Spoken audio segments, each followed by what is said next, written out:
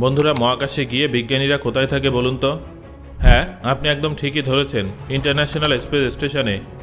মহাকাশে গিয়ে বিজ্ঞানীদের একটা টিম কিছুদিন স্পেস স্টেশনে থেকে রিসার্চ করার পরে পুনরায় পৃথিবীতে ফিরে আসে। তারপর আবার অন্য একটা টিমকে সেখানে পাঠানো হয়।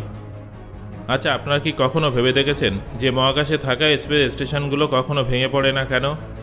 আমি নিশ্চিত যে আপনাদের মনে কখনো না কখনো এই প্রশ্নটা নিশ্চয়ই উঠেছে। আসলে শয়ে শয়ে বছর ধরে বিজ্ঞানীদের কাছে মহাকাশ হলো একটা কৌতূহলময় স্থান। মহাকাশের বিভিন্ন রহস্য উন্মোচন করার জন্য বিজ্ঞানীরা সবসময় চেষ্টা চালিয়ে যান। 1971 সালের 19 এপ্রিল সোভিয়েত ইউনিয়ন দ্বারা পাঠানো পৃথিবীর প্রথম স্পেস স্টেশন স্যালুট 1 থেকে শুরু করে এখনও পর্যন্ত মোট 12টা স্পেস স্টেশন মহাকাশে পাঠানো হয়েছে।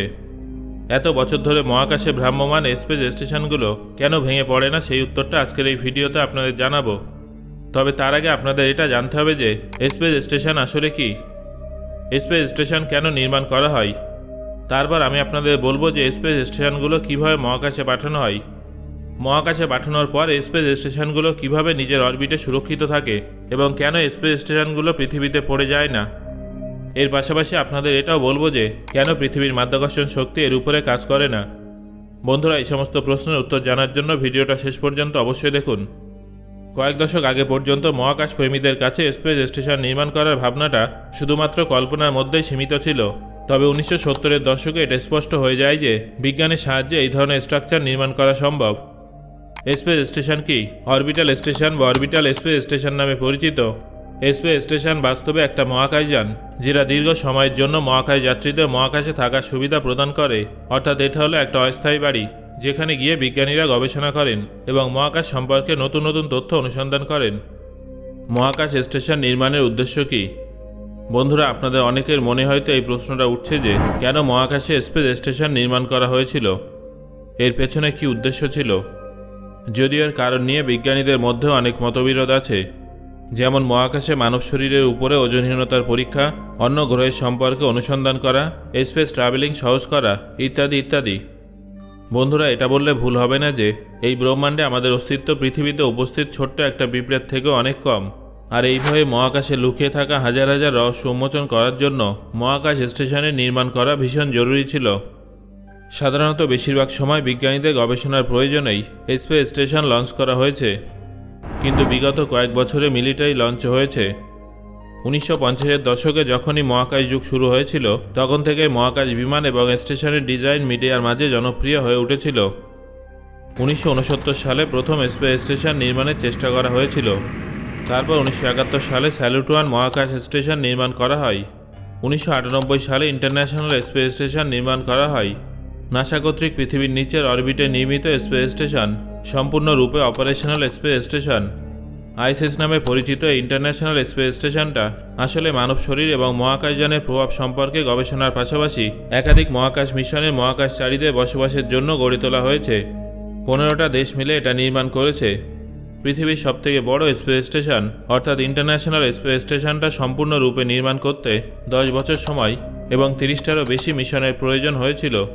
আকারের দিক থেকে এটা একটা ফুটবল মাঠের সমান এবং এর ওজন প্রায় 460 টন এবং এটা পৃথিবীর থেকে 400 কিলোমিটার উপরে মহাকাশে ভ্রাম্যমান অবস্থায় আছে।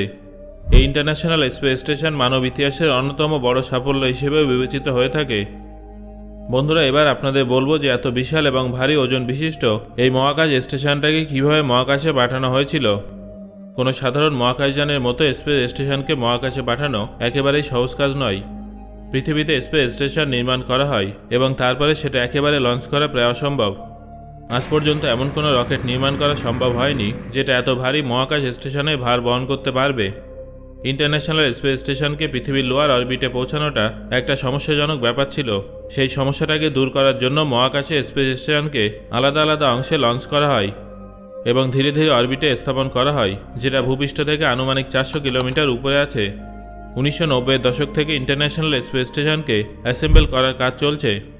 মহাকাশে স্পেস স্টেশনকে প্রয়োজনীয় স্মার্ট সিস্টেম প্রোভাইড করার জন্য কিছু সময় অন্তর অন্তর মহাকাশে স্পেস মডিউল পাঠানো হয়। মহাকাশে উপস্থিত স্টেশনকে জরুরি সাপোর্ট সিস্টেম দেওয়ার জন্য সময়ের সঙ্গে সঙ্গে বিভিন্ন ম্যাটেরিয়াল মহাকাশে পাঠানো হয়। 1998 সালের 20 নভেম্বর একটা প্রোটন রকেটের মাধ্যমে ইন্টারন্যাশনাল স্পেস স্টেশনের কাছে মডিউল 4 লঞ্চ করা হয়েছিল। তার 2 সপ্তাহ পরে STS-88 স্পেস শ্যাটেল মিশনে যুক্ত করা হয়, যেটা 3টে নট মডিউল দ্বারা তৈরি করা হয়েছিল আর এটাকে জারিয়ার সঙ্গে যুক্ত করা হয়েছিল।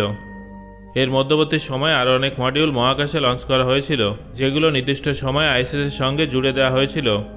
সম্পূর্ণ মহাকাশ স্টেশনটা নির্মাণের জন্য 40টারও বেশি মিশন পাঠানো হয়েছিল।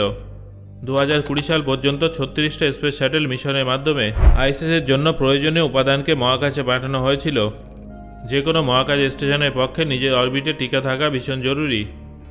তাহলে চলুন বন্ধুরা, এবার জেনে নেওয়া যাক যে মহাকাশ স্টেশন দীর্ঘ সময় পর্যন্ত কিভাবে নিজের অরবিটে টিকে থাকে, এদিক ওদিক সরে যায় না কেন। মহাকাশ স্টেশনের অংশগুলোকে রকেটের সাহায্যে অরবিটে আনা হয়।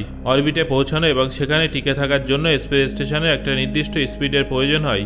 ইন্টারন্যাশনাল স্পেস স্টেশন পৃথিবীর চারদিকে অরবিটে প্রতি ঘন্টায় প্রায় 17,105 মাইল অর্থাৎ প্রতি সেকেন্ডে 5 মাইল গতিবেগে ট্রাভেল করে, যার মানে মহাকাশ স্টেশন প্রতি 92 মিনিটে পৃথিবীকে একবার প্রদক্ষিণ করে এবং এই সময় পর্বে সেটা প্রতি 3 ঘন্টা অন্তর সূর্যোদয় দেখতে পাই। এবার সবথেকে গুরুত্বপূর্ণ প্রশ্নটা হলো, মহাকাশ স্টেশন কেন পৃথিবীতে ভেঙে পড়ে না? বন্ধুরা, এই উত্তরটা জানার জন্য আমাদের আগে ISS-এর উপরে প্রয়োগ হওয়া ফোর্সের সম্পর্কে জানতে হবে। আপনারা এই ফোর্স দেখতে পাবেন না, তবে এটা অনুভব করতে পারবেন। ফোর্স প্রয়োগ হলে যে কোনো জিনিস মোশনে চলে আসে, আর এই ফোর্স গতিশীল জিনিসকে আটকাতেও পারে। আপনারা নিউটনের সেই সূত্রটা তো নিশ্চয়ই জানেন যে যতক্ষণ পর্যন্ত কোনো জিনিসকে না থামানো হয় ততক্ষণ পর্যন্ত সেটা তার স্পিডে কোনো পরিবর্তন করে না কিংবা থামেও না। মহাকাশ স্টেশনকে নিজের স্থানে টিকে রাখার জন্য দুটো ভিন্ন ভিন্ন ফোর্স কাজ করে।